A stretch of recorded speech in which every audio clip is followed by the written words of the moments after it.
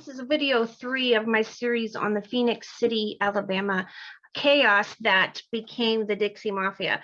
And we've already talked about how the Dixie Mafia started in Phenix City and that sort of thing. We also, in video 2, we brought up what caused the chaos to come to an abrupt end was the murder of Albert Patterson. In this video, I want to tell you about what happened when the military was brought in. Now, General Parsons, he had enough. When Albert Patterson was killed, the man that the whole state had it voted in as Attorney General was murdered publicly. That is when everything, all heck broke loose. And that's when Governor Parsons says this is enough. And he declared martial law. Now, what people don't realize is martial law is not something that happens in this country very often. Outside of this instance, it has only been declared for a riot situation or for a natural disaster situation. Other than that, it has never been instated in this country. That's not the way our country works. But this had gotten so out of hand that was the only way that it could be fixed, because every single office of power, every single political office in that city, mayor all the way down to the person who sweep the streets. I mean, every political office had been overtaken by Dixie Mafia or had been influenced by. So you may not be a part of the Dixie Mafia, but you got your job because Hoyt Shepard, the Dixie Mafia kingpin, had bought your seat there. So you were literally either in it or corrupted by it. So they just brought in the military and swept it. Okay, so military martial law was declared, and Governor Parsons sent in General Hanna. Now, he had a nickname, Crack Hanna, so his name was General Crack Hanna. He came in and he brought his military. He fired every single official. There was no law enforcement. There was no mayor. There was no city government whatsoever. He fired everybody. Then they hired an external. They brought in an external group of people to serve on a jury, and they convened for 6 months, and they brought down and passed over 700 indictments on people in the city. Now, we're talking about all the way up into 2010, the last census that I could find online. There still wasn't 40,000 people in that whole city.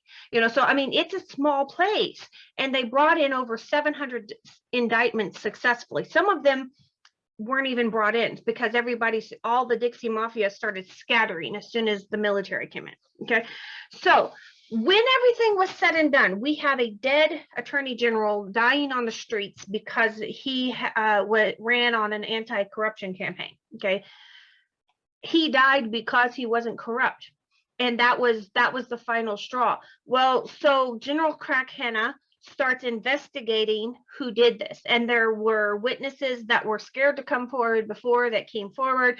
People actually saw some people involved in this. People heard conversations. So people did come forward after martial law was declared because they felt like they could now. Okay, when all is said and done, let me tell you the people that were indicted for the murder of Albert Patterson. This is going to blow you away. And I'm looking, if you see me looking down, I'm looking in my book for reference.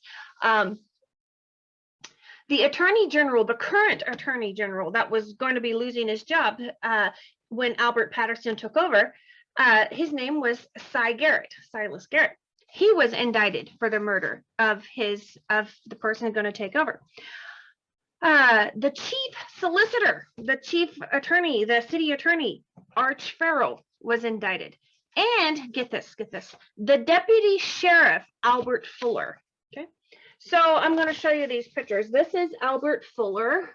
This is the deputy sheriff that was eventually charged with his murder, and he was eventually charged and found guilty of his murder. Okay, now these two somehow got off because there wasn't quite enough evidence to hold them.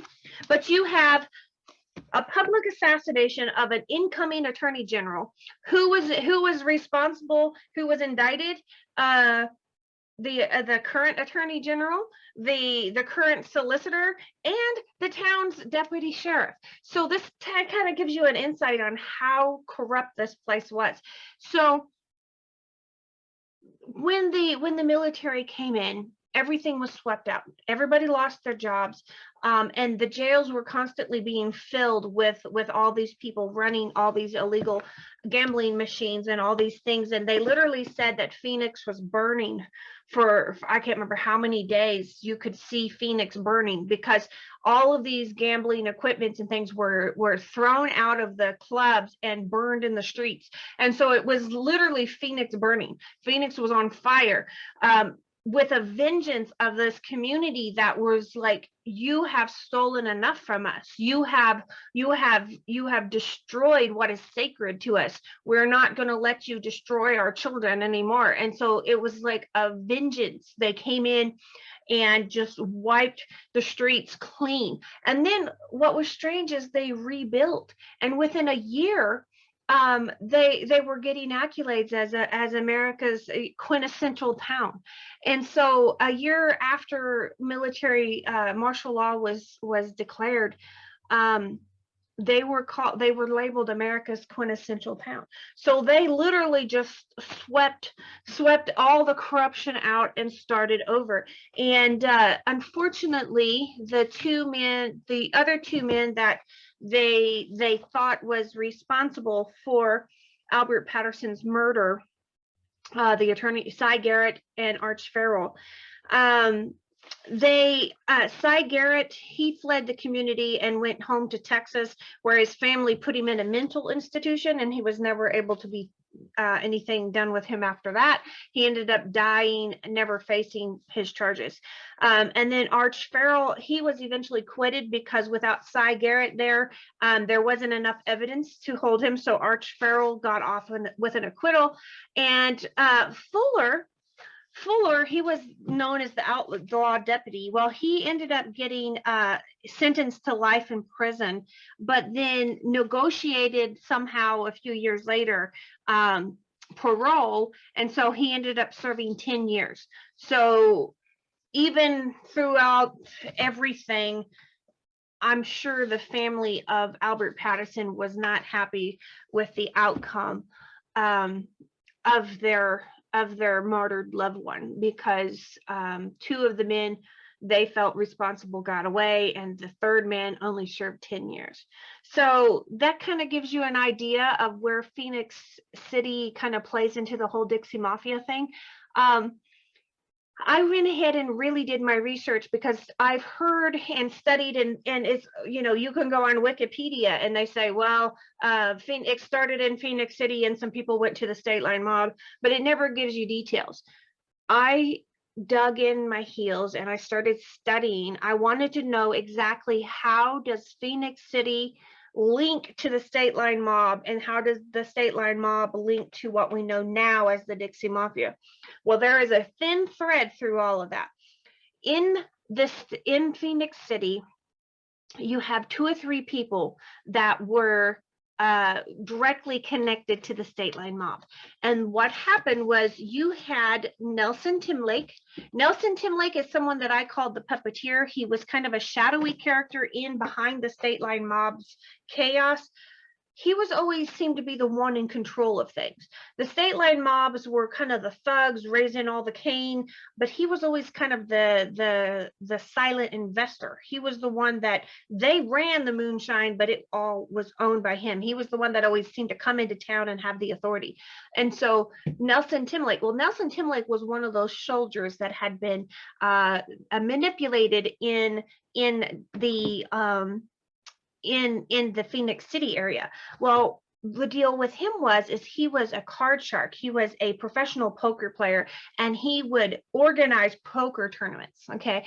And he won a bunch of money in some poker tournaments. And his plan was, when he got back from deployment in the war, he was going to open a club and become a club owner in Phenix City. But then by then the martial law had come in and kind of destroyed his plans. So he migrated to the state line, and he was one of the original people that bought up the land at the state line and started creating the clubs. So he's one of the direct links that goes from Phenix City to the state line mob in Tennessee and Mississippi. And then also Towhead White. Towhead White was actually a bodyguard and worked for the Queen of Hearts. Oh, let me think of her name. I lost her name real quick. Shoot, let me see if I got it in here. What's her name? Mary Bell, I think. They called her the Queen of Hearts. She was one of the, she ran some of the B clubs. She ran a prostitution ring. She ran the B clubs in, some of the B clubs in Phenix City. Now, why does Mary Bell not sound quite right? I'm sorry, guys. When I'm looking through my book, see if I can find her actual name. I write so many cases. I've written about over 300 cases, and so my details get a little mixed up. Okay, I'll have to look it up and maybe put it in another video. But basically, they called her the Queen of Hearts. I can't remember if her name was Mary Bell, I think maybe. But anyways, her name was the Queen of Hearts. They called her the Queen of Hearts in Phenix City. Now, she knew that the crew at the state line needed some bodyguards, and she needed some girls. And so she came and negotiated with Louise Hathcock and Jack Hathcock, and she brought in Towhead White. They sent her some girls, and so that was kind of an exchange thing. That's how Towhead White and his buddies came to the state line mob.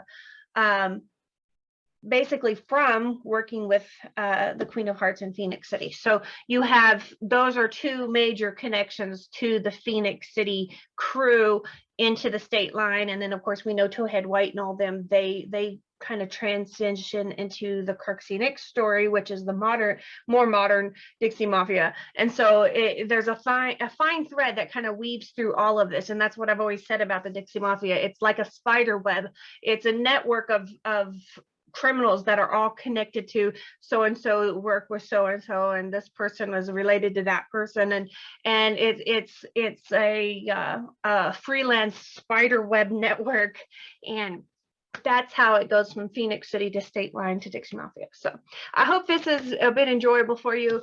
Make sure to check out my book, Dawn of the Dixie Mafia, on Amazon. Make sure and check out Margaret Barnes's book, The Tragedy and Triumph of Phenix City, Alabama. I highly recommend this book. It gives you a lot more insider information. This book talks about the Phenix City, but just in relation to how it becomes the state line mob.